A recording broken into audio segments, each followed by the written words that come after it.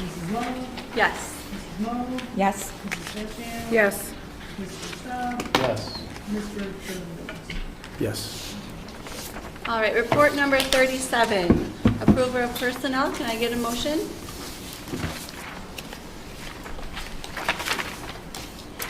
So moved. Second? Second. Mrs. Becker, Yes. Mr. Jones, Present. Mrs. Love, Yes. Mrs. Moe, Yes. Mrs. Stanchian, Yes. Mr. Staub. Abstain. and Mr. I'm sorry, Abstain. okay. Mr. Childs. Yes. You'll get it, Mrs. C. What? Okay, You'll get it. No, Jana- it'll take a while. Jana Lewis. Jana Lunas. Jana Lewis. Right? One day I'll get it. Yep. If you got Amherst. Stashniak, you got Jana Lunas. Yeah, I guess that's right. Regular school board meeting is adjourned. If All- I may make a Yeah, statement. absolutely. Tonight is my last board meeting as a member. I am submitting my resignation to Board Secretary Jen Moe and the Superintendent. Thank you. Thank you.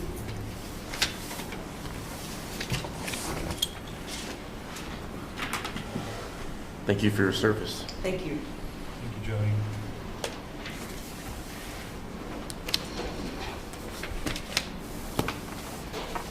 All in favor of adjourning the meeting? Aye. Opposed?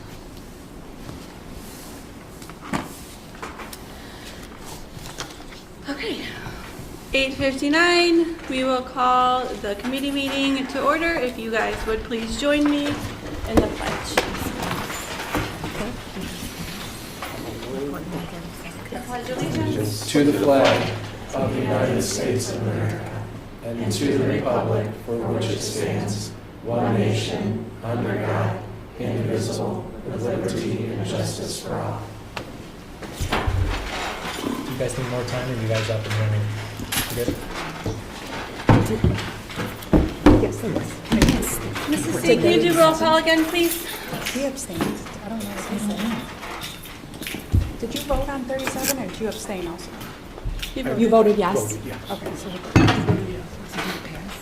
Yeah, only one abstained. Okay. He was the only abstain. I vote present. I vote present. Okay, So, okay, 1, 2, yeah, it passed. okay. Maybe roll call now, is that right? Okay. Mr. Jones, Yes. Mrs. Love, Yes. Mrs. Moe, Yes? Mrs. Stanchian. Yes. Mr. Staub, Yep. and we're gonna try it again. Jana Lewis. Good job. Okay. Yes. Thank you, sorry. Mrs. C, did anyone sign in to speak? No one signed in.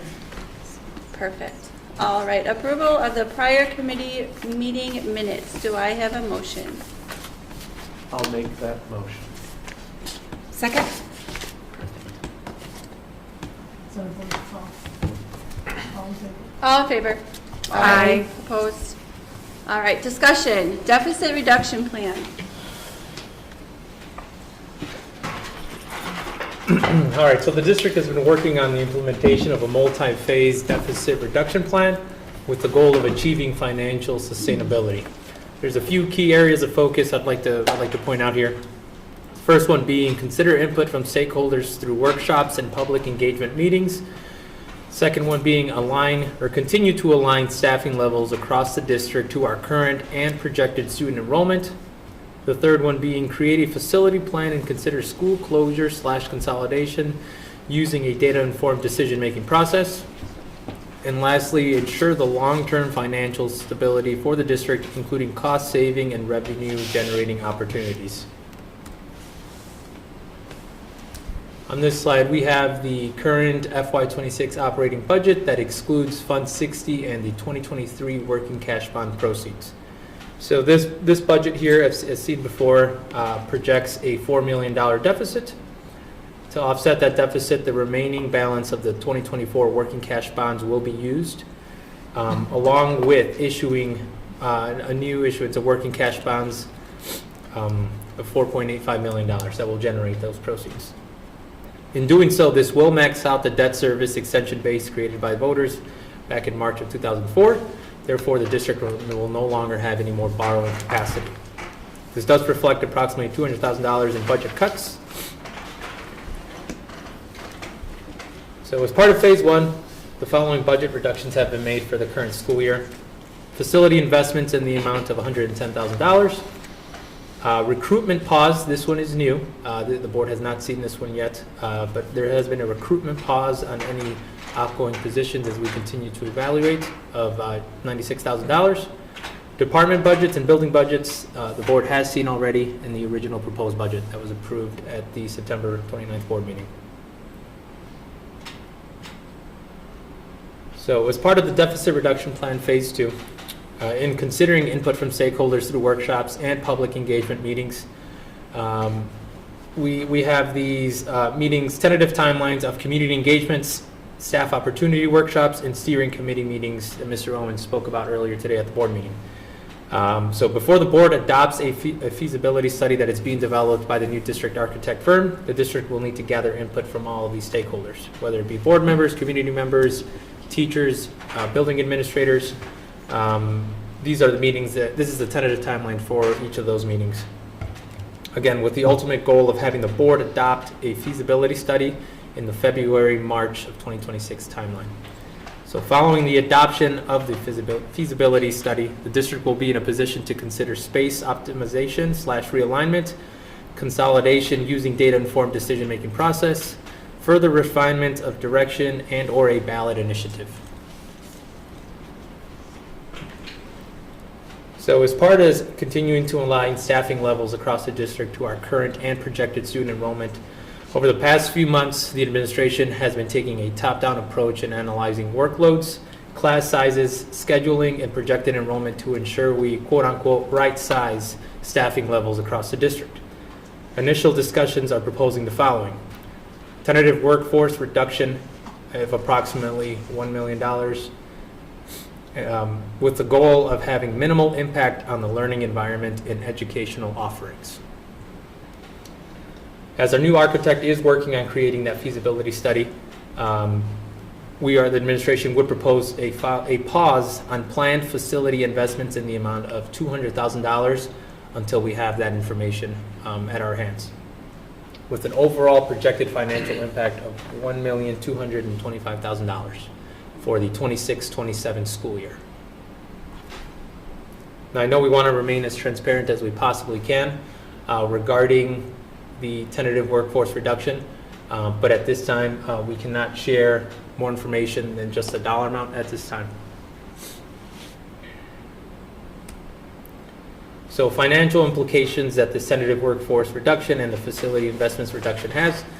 So the projected 26-27 deficit is shifting from approximately $5 million down to $3.77 million, and the projected FY28 deficit is shifting from $5.55 million to $4.12 million.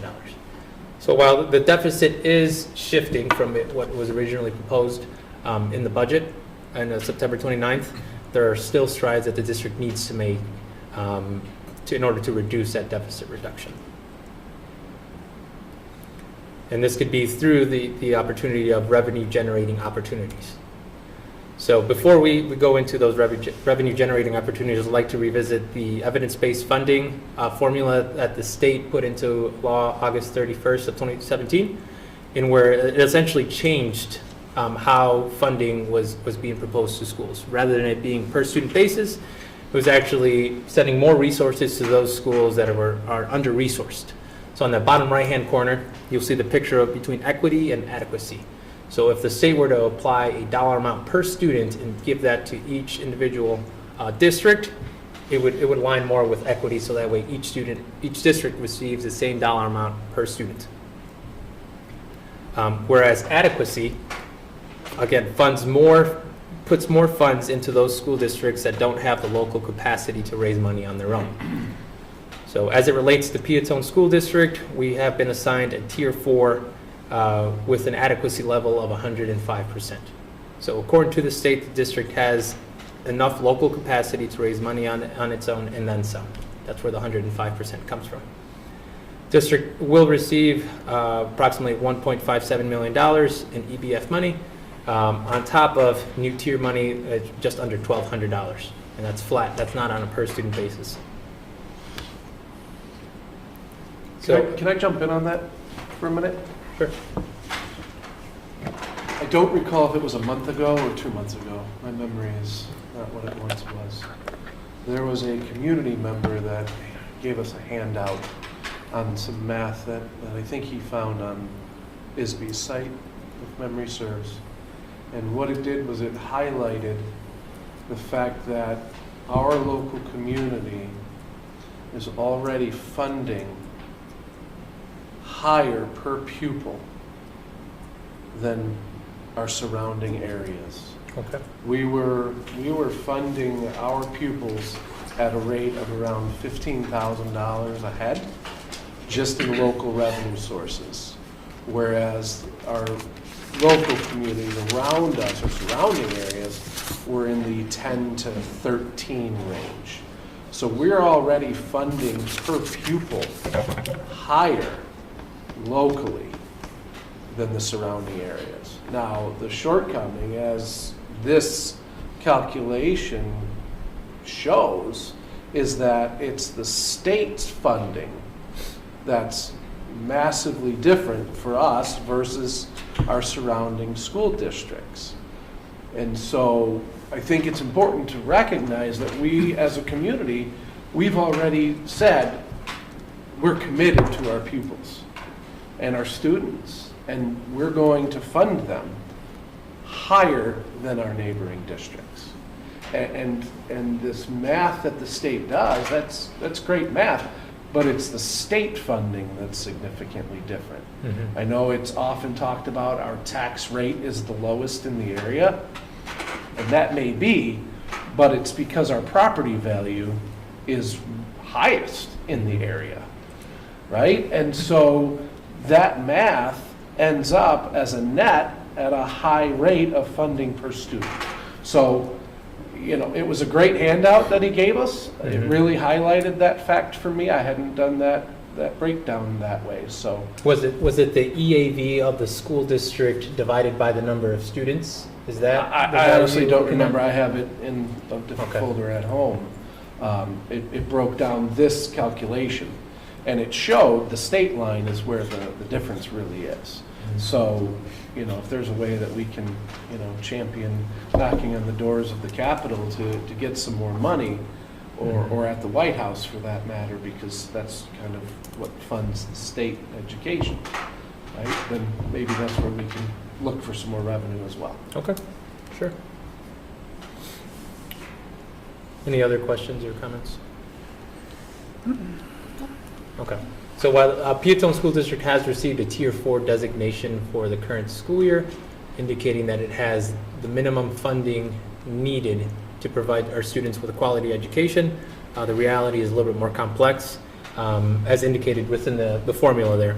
So the adjusted local capacity target that the state says that Peatone School District should be funding at is $15.85 million, whereas the 2023 local operating revenue was actually at $12.38 million. So a funding gap of $3.47 million between local revenue that we actually receive from property taxes on the operating level versus the revenue capacity that EBF formula assumes we should be capturing based on local property values and tax rates. So now, if we were to use that $3.47 million and increase the district's operating side of the tax levy, I'd like to show what that would look like on here in a scenario. So if we took that $3.47 million and applied that to our projected extension limit, so that $15.46 million at the bottom that you'll see there, I'd like to show what that would look like. So, okay. Can I ask why? Well, Why are we looking at that? The reason we're looking at this is because it's part of the deficit reduction strategy. I'd like to bring it before the board to see if this is something that they would consider, and if they have interest in moving forward with it. Again, this is utilizing the Illinois State Board of Education's evidence-based funding formula information and how it impacts Peatone School District. So again, if we took that, again, our estimated 2025 levy extension of $15.46 million and added the $3.47 million with an estimated extension for the 2026 levy year of 18.9, we would have a projected operating limiting rate of 3.0033%. So you would see that increase from the 2.5757% to the 3.0033%. Total tax rate, again, estimated 3.4087%. I'd also like to show what that would look like for the average property value of $385,000 with a homestead exemption. Estimated taxes owed to Peatone School District would be just over $4,108 with an estimated change in tax payment year over year of $781. I'm going to jump in here. 2 slides ago, you talked about that we don't have the facility studies yet. We don't know what the district has in potential in consolidating our buildings. And you're putting things up here about increasing revenue through taxes. We've not taken step 1 yet, and you're jumping to step 3. And it's the messaging that we were just discussing. And it's in the same package. You've not even changed the sales pitch. And I cannot believe that we're having this discussion right now, Adrian. Again, if you allow me to move on to the next slide here.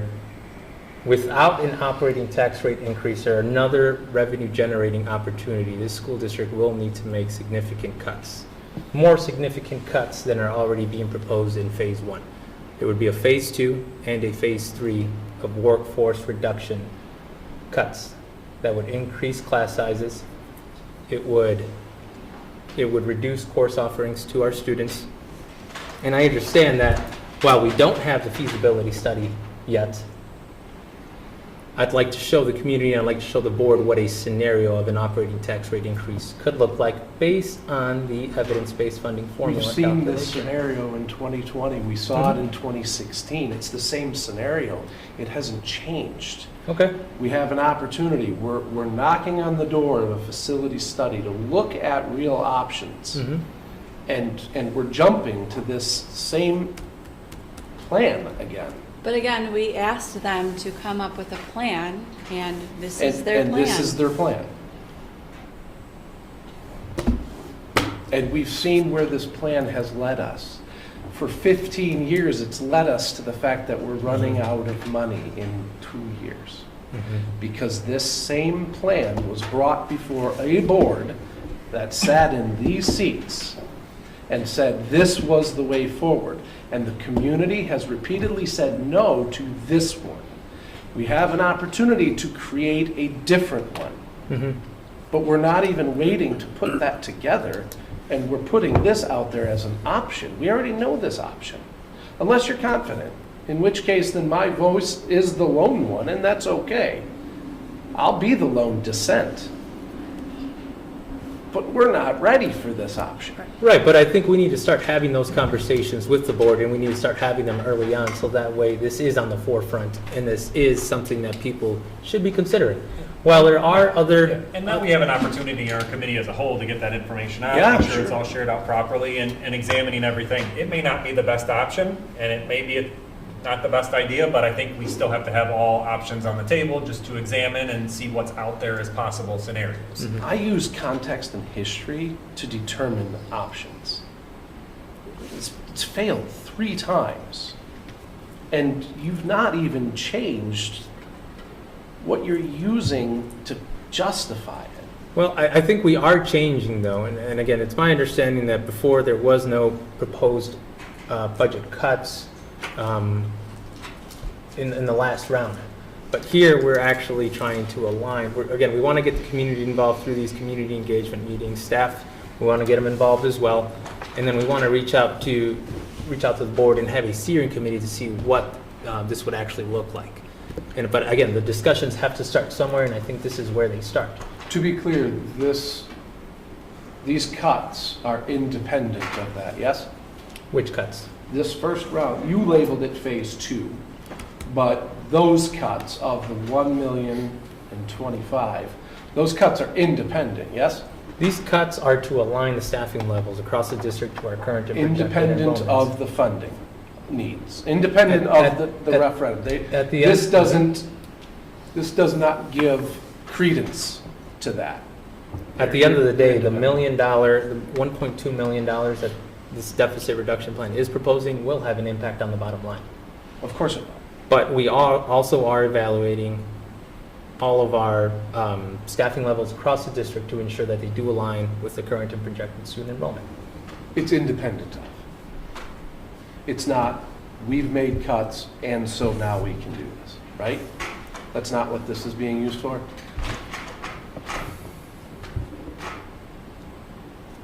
No. Okay.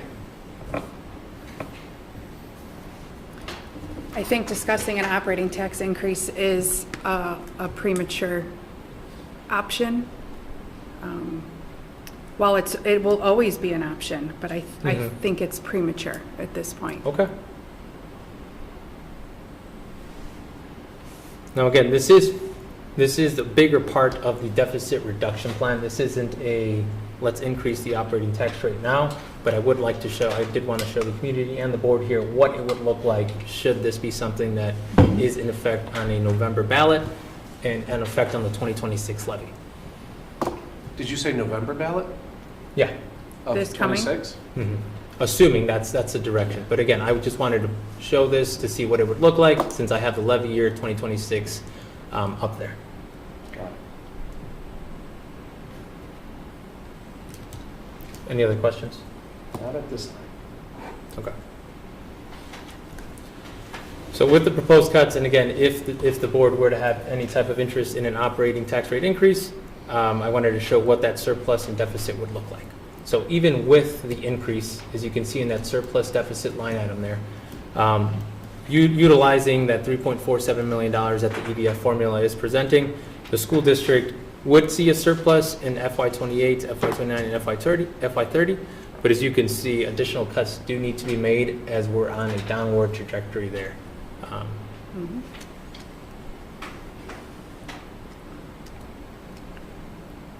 So previously as well, we did receive a couple of questions from the board and from the committee regarding the 2023 series working cash bonds as it relates to the PHS baseball softball fields. So with that pause on that project, the administration did reach out to PTMA to review what options were available regarding these working cash bonds. And after speaking with Tammy, the district has two options, but there is multiple scenarios within each option. I didn't bring those specific scenarios to the board, but I wanted to see if there was interest in not pursuing the baseball, softball fields and pursuing one of these two options. So option one would be to abate the actual $4.8 million in working cash bond proceeds and use it to pay debt service payments. And the second would be to actually use that money to defease or pay off callable maturities on the Series 2023 bonds. So I'll show you an example here next. So an abatement example, essentially you're using the proceeds that the district still has in the working cash fund to reduce those annual payments and not levy for that money moving forward, which would open up the district's ability to issue more working cash bonds should the board have any desire to do so or need to do so. Well, a couple of pros and cons to that. So pro is the district has more flexibility to make these decisions on an annual basis, and callable bonds may be preserved for future refunding or refinancing opportunities. Whereas there would be, on the con side, there would be no ability to achieve present value savings because the bonds would be yield restrictive. Can you expand on that, please? On what specifically? The cons that you have listed. So again, the district would not be able to invest those into any specific investments that would generate more proceeds in interest. I'm just gonna run this out and correct me if I'm wrong and help me to understand impact. If we use it to make our debt service payments, we're lowering the tax extension, yes? When we're done using that money to pay that off, is our ability to extend taxes limited from that lower level to CPI? Or at today's level? I'm not sure I follow. So our extension today, what's our extension today? 15 million? 15, yes. 15 million. Roughly 15 and a half. If we start using those bonds to pay debt service, Mhm. our extension would only need to be 13 million? Oh, I'm sorry. So the $15.5 million that you're referring to are strictly operating funds, does not include debt service. So operating tax rate and then bonded interest tax rate, two separate. Thank you. And then a defeasance example here. So the proceeds would be transferred into an escrow account and used to pay off callable bonds. And as you can see, contrary to the other one, the working cash bonds, the 2023 ones, would actually be paid off sooner as opposed to it being later. A couple pros here. Again, the district can generate additional present value savings from the bond proceeds contribution, since it could they can be invested and can generate more interest. Cons: once the escrow has been funded, the district can't quote unquote undo the defeasance. So once you've committed to the defeasance, the district has to go through with it since it's in an escrow account. So again, wanted to bring this up here since I know there were a couple questions from the board and from the committee regarding the actual proceeds. And I know we're currently at a pause with the project, so I wanted to just put this before you, as I know we're talking about budget cuts, and wanted to bring this here before the board. So basically, you want to know if we're calling the project, I'm sorry, what was that? if we're canceling the project. Nope, just wanted to show this example since I know this was a question that the committee had brought up before. What other options do we have? Is it time to cancel the project so that we can utilize that money for something else? Yes.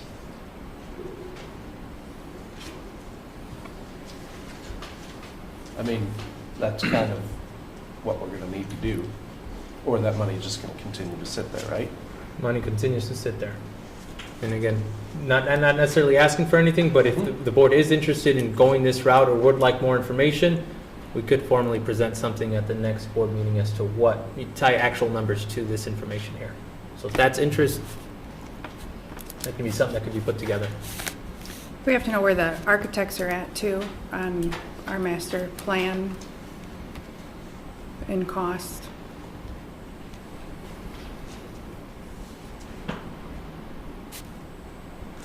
And a sum total of money spent to date on that project would be, Baseball, softball? yeah.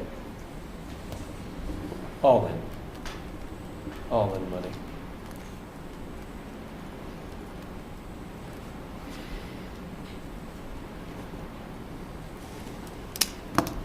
I think calling the bonds is going to have the same effect as asking to increase the operating rate. In terms of finances? In terms of community. Got it, okay. You got, abate, whether you abate or you do defease the bonds, it would reduce the bond and interest tax rate. Just wanted to put that out there.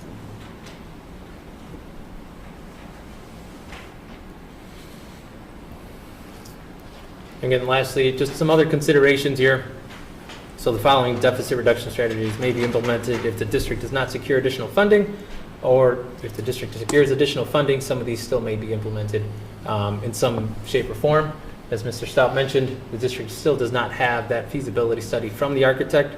Therefore, there could be some of these that could be brought forth to the 26-27 school year, depending on when we receive that information. Whether it's the closure, consolidation of a building, with their projected financial impacts below.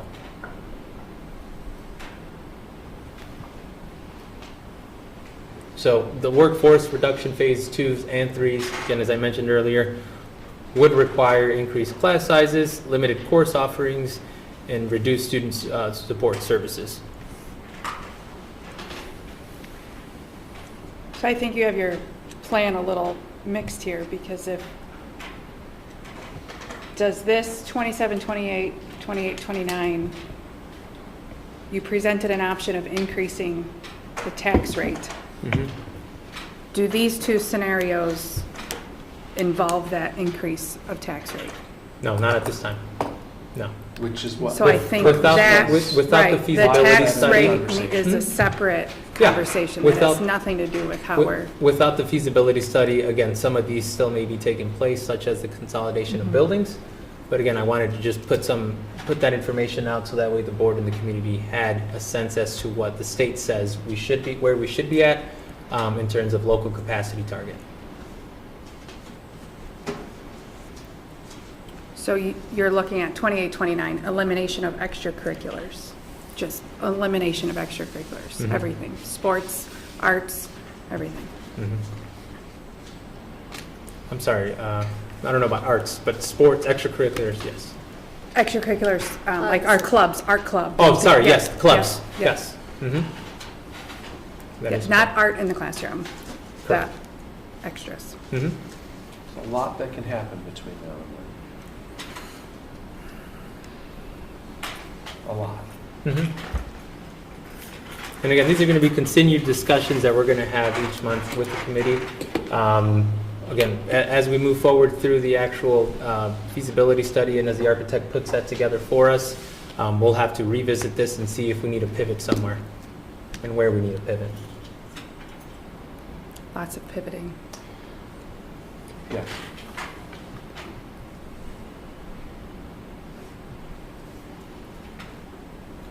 Any other questions or comments from the board regarding the deficit reduction scenario? I do not.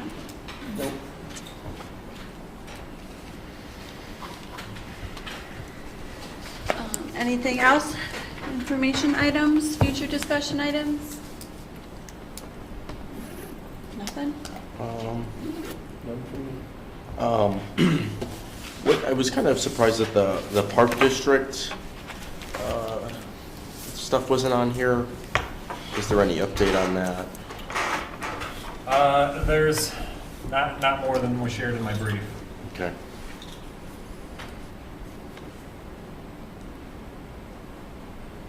Okay. Any other questions from the board? Nope. Can I get a motion to adjourn the meeting?